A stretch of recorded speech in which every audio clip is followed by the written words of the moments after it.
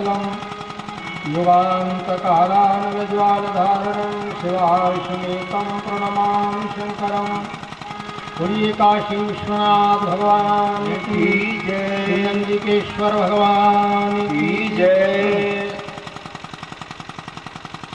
रुद्र उवाच हेतात नारद प्राज्ञ धन्यस्त्वं शृणु मद्वचः वाच्यमेवं न कुत्रापि हरेरग्रे विशेषतः।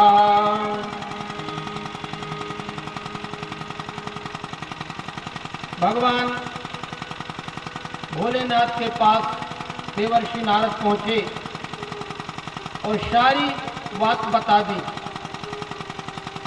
भगवान सदाशिव ने समझाया कि हे तात, हे नारद, हे प्राज्ञ, तुम धन्य हो, मेरी बात को ध्यान पूर्वक सुनो। अब से फिर कभी ऐसी बात कहीं भी ना कहना और विशेषता भगवान विष्णु के सामने तो इसकी चर्चा कदापि न करना। समझाया भगवान शंकर ने, जैसा तुमने मुझे कहा है ऐसा भगवान हरि के सामने कभी मत कहना। भगवान की बात सुनकर देवर्षि नारद ने हाँ कह दिया। फिर भी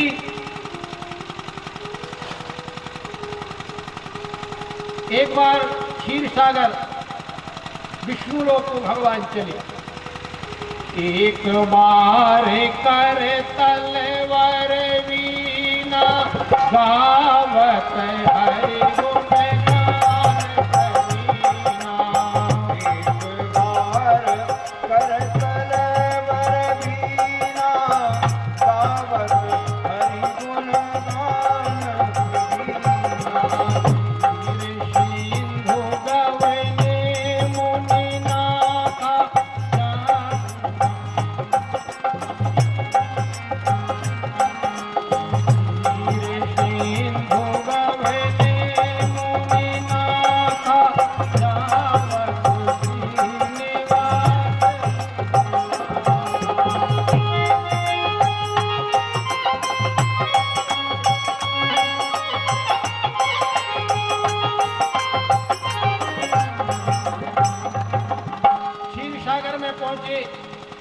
वहाँ भगवान श्री हरि ने बड़ा आदर किया, आसन पर बैठाया।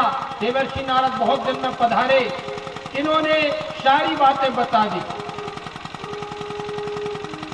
सारे जो भगवान शिव ने मना किया था फिर भी सब कुछ बता दिया। भगवान ने मुस्कुरा कर कहा, ब्रह्मचर्य व्रत रत मति धीरा तुम ही की कराय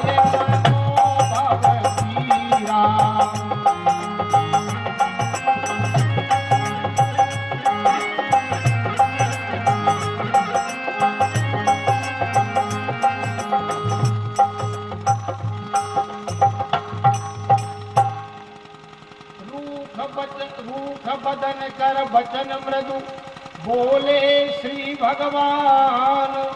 तुमरे सुमरन ते मिटहि मोह मार मधमान।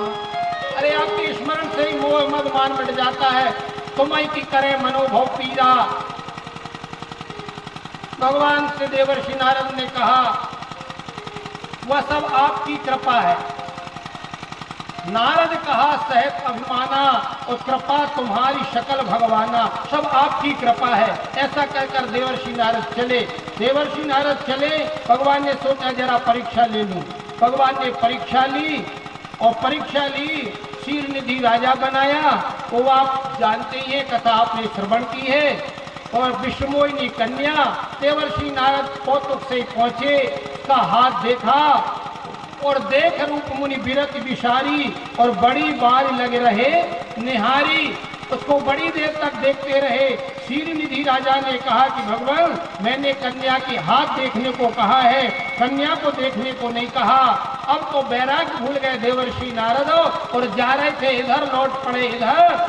चले बैकुंठ में भगवान से रूप प्राप्त कर ले और विवाह कराएंगे इस कन्या क्षीर निधि कन्या के, क्षीर निधि जी की कन्या विश्वमोहिनी के साथ। भगवान बीच में ही मिल गए।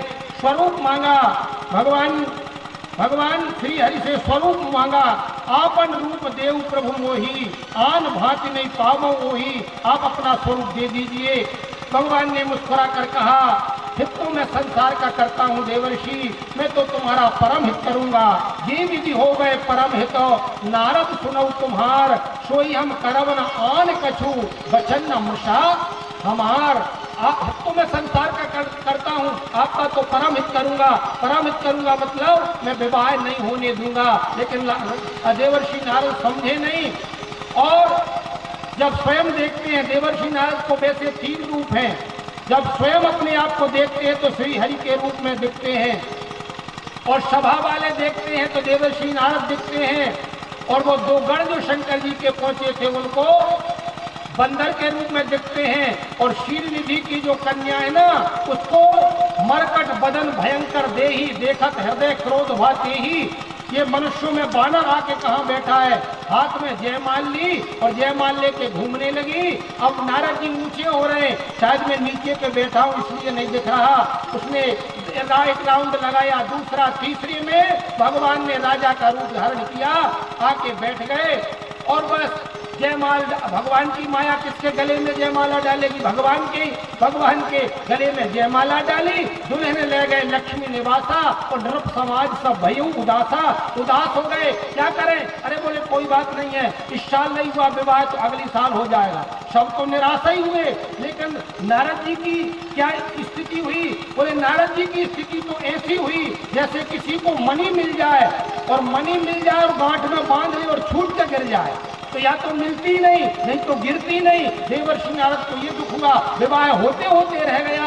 अब तो देवर्षि नारद चले, भगवान जल्दी दोनों गणों को शाप दे दिया। तुम मुझ पर हंस रहे थे, बोले हंस नहीं रहे थे, यही तो कह रहे थे तुम सुनो, तब तो हम यही कह रहे थे आपको क्या फूल स्वरूप दिया है, लेकिन आप हैं कि सुनते ही नहीं। तो बोले पहले क्यों नहीं बताया? पहले बता तो रहे थे, आपने सुना कब? बोले क्यों नहीं हुआ मेरा विवाह? बोले जरा जाके पानी में देखना अपना मुंह। जैसे ही मुंह देखा, भगवान की माया, पहले तो विष्णु स्वरूप में दिख रहे थे अपने आप को, फिर देखा पानी में तो बंदर का मुंह दिखा। जैसे ही बंदर का मुंह दिखा तो क्रोध आ गया, क्योंकि गीता जी में कहा है कामना में विघ्न पड़ने से क्रोध उत्पन्न होता है। क्रोध इतना उत्पन्न हुआ कि मूढ़ता आ गई, और चले अब मैं श्री हरि को श्राप दूंगा।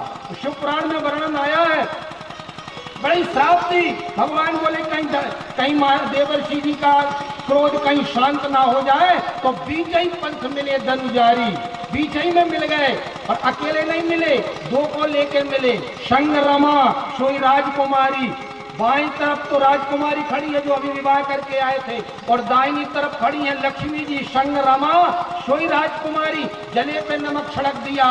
अब तो दूर से ही कहने लगे, अरे तुम 2-2 के साथ विवाह करो। 16,108 द्वापर में, और जहाँ जन्म कर्म में 1 बार विवाह करने की इच्छा हुई, वही नहीं होने दिया। बोले क्या हो गया? अब दाईं तरफ लक्ष्मी जी खड़ी थी, लक्ष्मी जी बहुत डर रही थी। लक्ष्मी जी कह रही थी, प्रभु बहुत गुस्सा में है देवर्षि नारद, आज तक ऐसी गुस्सा नहीं देखी। वो विष्णोइनी भी डरने लगी। भगवान बोले चिंता मत करो, क्रोध करेंगे तो क्या कहेंगे, अरे ज्यादा ये सहनशीलता रखो, देखो ज्यादा ही है तो गाली गलौज करेंगे क्रोध में। लक्ष्मी जी बोली नहीं, जा से आगे भी कर सकती है, ये ब्राह्मण देवता है। बोले क्या? बोले ज्यादा से ज्यादा, बोले वो जब से आप